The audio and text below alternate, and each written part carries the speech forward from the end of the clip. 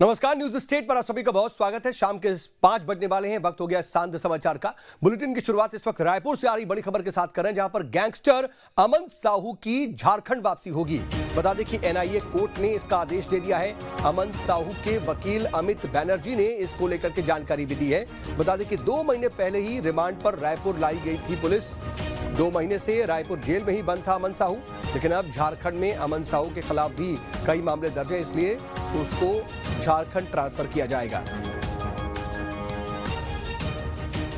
तो NIA court ने यह आदेश दिया है। इसको लेकर के अमन साहू के जो वकील हैं उन्होंने जानकारी भी दी है। गैंगस्टर अमन साहू की झारखंड वापसी होगी। 2 महीने पहले ही रायपुर लाया गया था। और सहयोगी अंकुश शर्मा रायपुर से इस खबर पर लाइव मेरे साथ फोन जुड़ रहे हैं। अंकुश, इस पूरी अपडेट को कैसे देखा जाए? 2 महीने लाया गया था रायपुर, यहां पर भी पूछताछ हुई, यहां पर ला करके जो मकसद था उसमें कितनी कामयाबी मिली, और झारखंड दोबारा भेजा जाएगा, तो उसको कैसे देखें?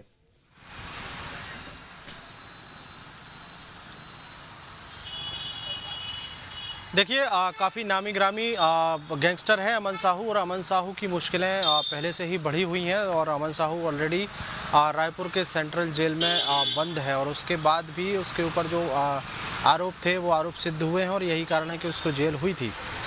और भी कई मामले हैं रायपुर में, अलग अलग पुलिस थानों में मामलों की जो सुनवाई है वो भी चल रही है, और उसी बीच पुलिस पूछताछ के लिए जेल भी पहुंचती है। इसी बीच खबर ये है कि अब अमन साहू को झारखंड ले जाया जाएगा, और 2 महीने के लिए झारखंड पुलिस के रिमांड पर वो रहेगा। चूँकि रिमांड जो है वो कोर्ट के माध्यम से मांगी गई है, तो कोर्ट ने एनआईए कोर्ट ने कहा है कि 2 महीने के लिए उसको झारखंड ले जाया जा सकता है। झारखंड की जेल में अमन साहू रहेगा, और वहाँ पर जो अलग अलग पुलिस थानों में करीब 200 के आसपास जो आपराधिक मामले दर्ज हैं अमन साहू के खिलाफ में, उन आपराधिक मामलों में उससे पूछताछ होगी, और उन आपराधिक मामलों की जो जांच हुई है अब तक, उन जांच के आधार पर पुलिस जो है एक चार्जशीट कोर्ट में फाइल करेगी, और उस चार्जशीट के आधार पर अमन साहू के आपराधिक मामलों पर कोर्ट फैसला सुनाएगी। फैसला क्या होगा, फैसले में कोर्ट के सामने कौन कौन से केस सामने रखे गए हैं, कोर्ट में कौन कौन सी चार्जशीट फाइल की गई हैं, वो बात का विषय है। लेकिन अमन साहू की मुश्किलें जो है वो कम होती हुई दिखाई नहीं दे रही हैं। फिलहाल अमन साहू को एनआईए कोर्ट से झारखंड ले जाने की परमिशन मिल गई है, और एक बार फिर से अब उसको रायपुर कोर्ट से परमिशन लेने के बाद उसको झारखंड ले जाने की कवायद की जा रही है।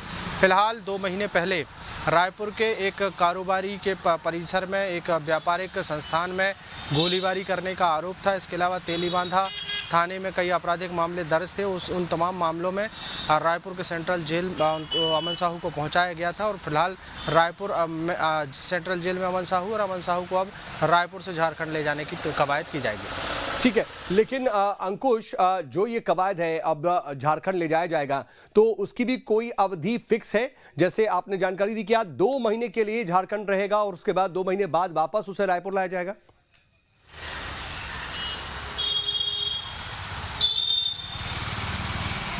देखिए, झारखंड पुलिस में या झारखंड के अलग अलग इलाकों में, अलग अलग थानों में जो मामले दर्ज हैं, उन मामलों के आधार पर 2 महीने का समय दिया गया है कि अब तक जिन मामलों में पूरी तरीके से पड़ताल हो चुकी है, पूरी तरीके से छानबीन हो चुकी है, उन मामलों की सुनवाई के लिए उसको झारखंड ले जाने की परमिशन एनआईए कोर्ट ने दी है। ऐसी अब तक की शुरुआती जानकारी आई है।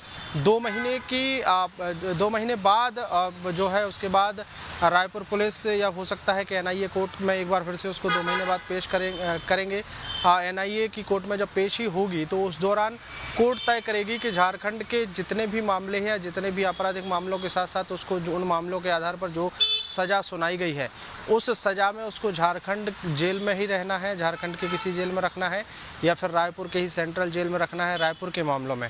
तो ये 2 महीने बाद फैसला जो है एनआईए कोर्ट करेगी, लेकिन फिलहाल 2 महीने के लिए उसको रायपुर से झारखंड ले जाने की परमिशन दे दी गई है। ठीक है अंकुश, आप बने रहिएगा। अंकुश, मैं आपके पास वापस लौटता हूं, क्योंकि रायपुर से